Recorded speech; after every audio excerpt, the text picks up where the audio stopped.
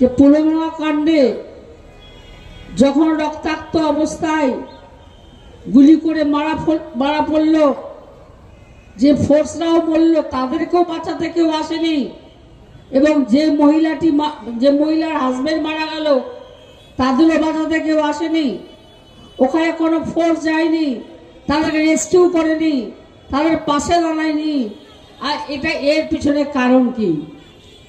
আপনারা, আমার যতটা জানা আছে, জঙ্গিরা মেরেছে বলা হচ্ছে।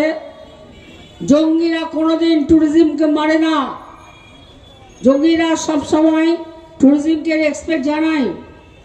তাহলে এই ট্যুরিজমগুলোকে মারল কারা? এখন অব্দি তার তদন্ত পাবেন না।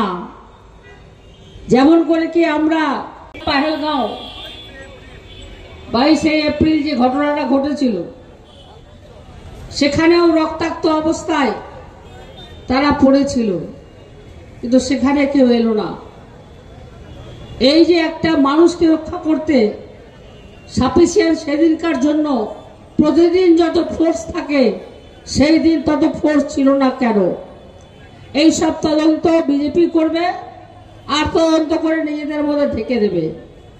সমস্ত কিছু যখন ঘটনা ঘটে, যখন বিজেপি ব্যাক ফুটে চলে যায়, তখন এমন একটা ঘটনা ঘটিয়ে দেয় যে মানুষের মনকে ওদিকে ফিরিয়ে দেওয়ার চেষ্টা করে।